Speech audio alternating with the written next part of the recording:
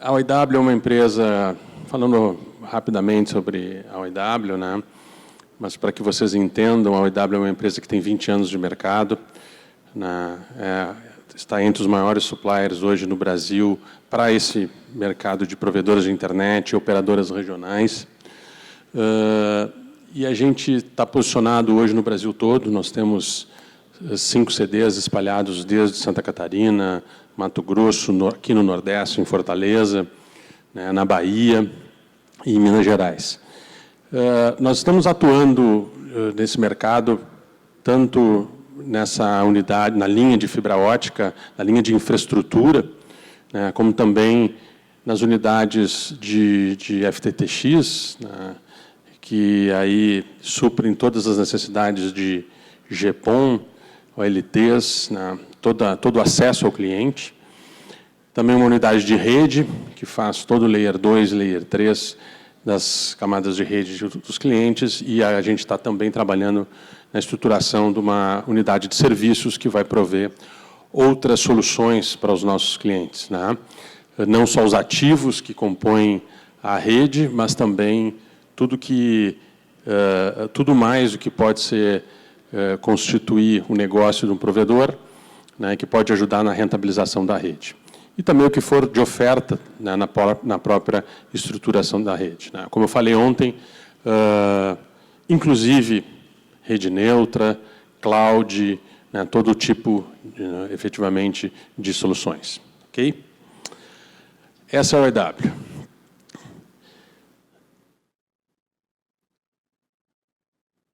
Hoje nós vamos falar sobre relacionamento, né?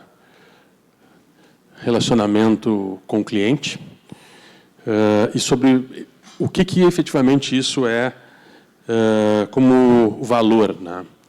A gente, para falar disso, antes eu queria rapidamente, eu só coloquei isso aqui como, eu não sei se isso depõe a favor ou contra mim, mas eu tenho 30 anos de mercado. Eu comecei, né, no tempo das operadoras de Telemar, de Embratel, de Teler, antes disso até de Teler, de CRT, né, passei por todo esse mercado, lidando efetivamente com as operadoras, com as teles, famosas teles. Trabalhei depois dentro de uma operadora, dentro de uma startup operadora, que era uma empresa conjunta do banco Goldman Sachs com a Ericsson. Depois, trabalhei na indústria também, na indústria nacional de telecomunicações durante bastante tempo. Então, eu estou colocando isso aqui só para que vocês entendam por que eu cheguei, durante todo esse tempo, acompanhando esse mercado de operadoras, a criação dos provedores, por onde se passou em todo esse tempo, né? Por que essa reflexão e onde é que a gente chegou dessa experiência, principalmente do contato com o dono do provedor, com as pessoas que estruturaram esse mercado, do porquê que esse mercado surgiu, né, dos porquês que hoje o Brasil é o maior mercado de provedores de internet do mundo. Nenhum outro país tem o case que o Brasil tem, né? Então, é algo que tem um ponto principal, na minha visão, né, tem um ponto central nesse item, que eu acho que é extremamente importante e ele deve ser bastante valorizado. E me parece que nesses 2 últimos anos, né, que foram assim, 3 últimos anos, talvez, que foi um turbilhão de consolidação nesse mercado, né, o provedor ele passou por uma série de coisas. Ele passou por uma série de momentos, está passando ainda por uma série de momentos, e eu tenho certeza que muitos, até porque a gente, principalmente nos últimos 5 anos, aí, onde eu tive a oportunidade de andar por Brasil todo e conhecer muita gente ligada a esse mercado, e conversar e entender as dores, né? As noites de sono que os donos dos provedores efetivamente perdem, pensando, muitas vezes, chegando para tentar vender uma caixinha para os caras, e eles me olhando e dizem assim, cara, eu não quero comprar uma caixinha, eu preciso que tu me ajude efetivamente a como é que eu vou rentabilizar minha rede. Eu preciso que tu me ajude no meu negócio. Então, nesse sentido, a gente vê que, nesses últimos anos, os provedores têm sido pressionados por muitos assuntos. E esses assuntos acabam sendo ameaças e acabam sendo oportunidades. Tecnologia 5G, que é o mais atual. Consolidação de mercado, que é algo que vem acontecendo e acabou atropelando muita gente, acabou passando por muita gente, essa questão da consolidação.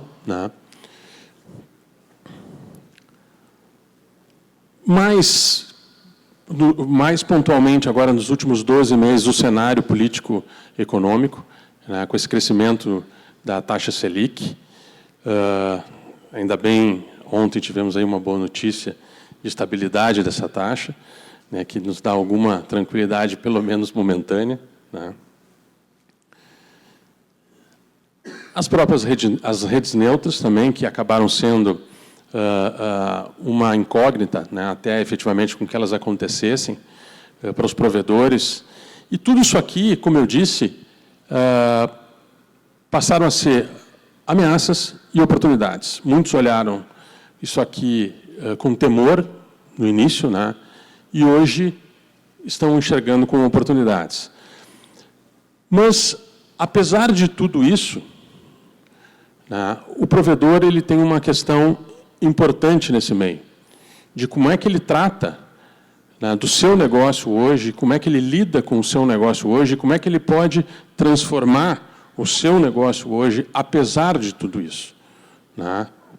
Como é que ele otimiza para lidar com as consolidações, principalmente, como é que ele otimiza para lidar com oportunidades em capilaridade para a rede 5G, como é que ele se organiza para lidar com o cenário atual e como é que ele pode aproveitar efetivamente nas expansões as redes neutras. O nome do jogo, isso é fato real, é o que existe hoje, ele é tecnologia versus preço. Esse é o nome do jogo. Então, é o que acaba com o que todo mundo enxerga todos os dias. Esse nosso negócio é capital intensivo, não adianta.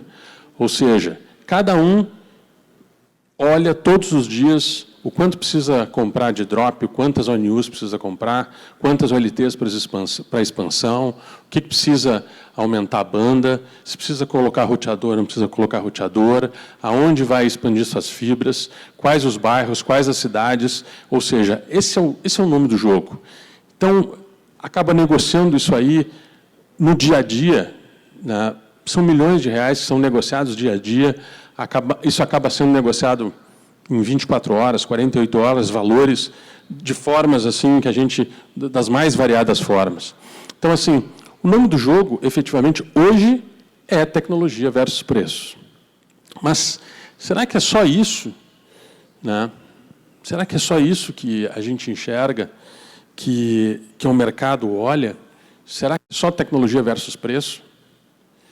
E aí eu trago uma visão que, para mim, na minha colocação, e por isso que eu coloquei ali nos meus 30 anos de análise, meus 30 anos de tempo de mercado e de conhecendo as pessoas, e que, na minha visão, hoje, é o grande ponto, é o seguinte: o grande ponto, o grande valor que o provedor tem hoje é o relacionamento com o seu cliente.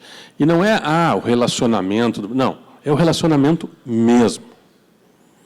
É aquela relação que o cliente tem, que é a senhorazinha que depende da internet para falar com as amigas do grupo de WhatsApp, ou que vê o seu Netflix e que conhece o filho do dono que liga para o suporte para fazer e precisa efetivamente falar com essa pessoa.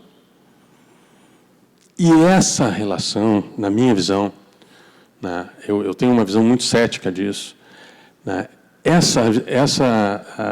o que eu chamo de disponibilidade real foi o que construiu esse mercado. Foi o porquê que hoje muitos grupos que compraram, e isso é fato, né? Muitos grupos que compraram, muitos provedores estão tendo muita dificuldade em implantar os seus processos de atendimento, principalmente nas pequenas cidades, porque a tiazinha aquela hoje liga e eles respondem dizendo, a senhora precisa agendar o atendimento. Obviamente que esse é o correto, porque é um processo profissional, é assim que funciona. Não tem como a gente atender todo mundo e toda hora, não tem dúvida disso. Mas eu estou falando de percepção. E percepção nesse momento, percepção nesse negócio é tudo, né? E a gente tem que lidar com isso. Então, desculpa. Então, principalmente, quando eu coloco ali na pandemia, a pandemia foi fundamental para isso, né? Nós evoluímos 10 anos em 2 nos serviços, né? E o atendimento e essa abordagem, efetivamente, que foi dada pelos provedores, isso gerou, né, uma mudança nesse mercado, no meu ver, muito grande.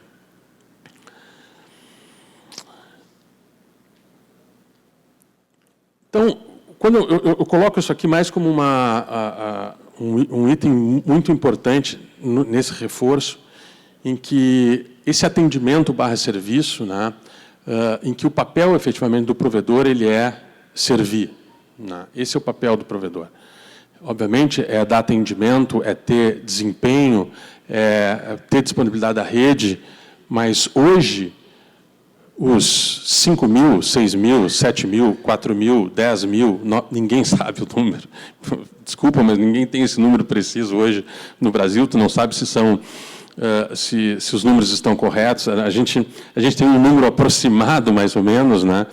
Mas, na minha visão, o que deu oportunidade para que todo esse número acontecesse, seja ele qual for, efetivamente, foi esse servir desse grupo de empresas que se disponibilizou a fazer isso, né? Fora também outras questões regulatórias que acabaram permitindo com que isso acontecesse, mas também, né, isso é o ponto central. Então, a minha reflexão ela tem a ver, né, que esse valor ele muda, ele pode mudar o jogo. Esse valor eu venho aqui hoje trazer isso muito mais para um pensamento, para os donos de provedores, para os provedores atuais, porque as grandes operadoras, talvez, elas não tenham entendido, efetivamente, esse caminho crítico, ou tenham, e tenham dificuldade, né, de como tratar isso. Mas isso é um ponto-chave, e que precisa ser enxergado. Né? E eles, até porque eles têm que trabalhar na eficiência, né? Eu coloco ali que eles só trabalham na eficiência, tecnologia, preço. Eu sei que não funciona assim, mas estou sendo aqui bastante radical nesse sentido. Mas eu acho que é algo que que precisa ser visto. E eu tenho certeza, a gente tem visto muito, até porque nós atendemos um volume muito grande de provedores mensalmente, e a gente conversa com muitos provedores. E a gente conversa com muitos clientes e tem enxergado de que esse valor de atendimento ele tem sido deixado de lado, né? E se o mercado ele não enxergar isso como uma nova oportunidade e revisar isso para frente, alguém muito provavelmente vai se dar conta e vai aproveitar. Então, eu queria, eu acho que eu trago sempre esse item, eu acho que é importante, eu volto nesse item da questão da pandemia, porque eu acho que a pandemia, para mim, é um case de sucesso para o nosso mercado, né?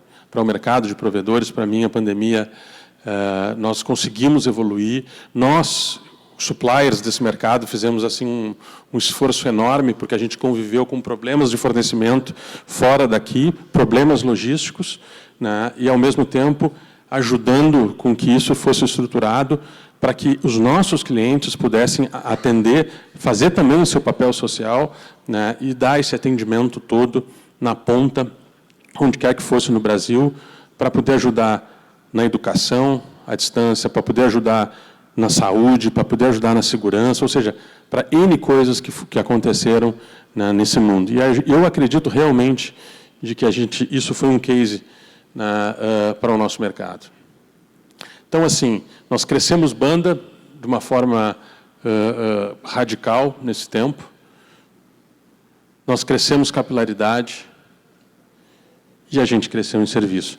Então, assim, eu quero concluir a minha fala, a minha colocação, dizendo que os provedores eles precisam, né, se dar conta de que, e talvez isso até nem fosse... hoje, eu não sei se esse ponto até já foi levantado, ou quanto já foi levantado, mas no próprio valuation das empresas que vem sendo feito, ou foram feitos, né, essa questão do atendimento e essa questão desse valor, ele precisa ser melhor mensurado, né, eu acredito, porque, de novo, aquela senhora, né, que precisa da internet, ou que tem um problema às 5 da tarde de uma terça-feira, né, ela é o que faz diferença depois, né, porque ela é que paga a internet em dia, ela é que acaba falando para as amigas de que o provedor é muito bom, então isso é o que nós precisamos depois como cliente. Então, assim, eu acredito realmente de que essa é a nossa evolução, e eu deixo aqui essa reflexão, de que os provedores pensem melhor, de que o seu atendimento é hoje, talvez, a sua maior arma, né, contra tudo aquilo, ou a favor de tudo aquilo que a gente tem hoje nesse cenário como mercado. Tá ok? Muito obrigado.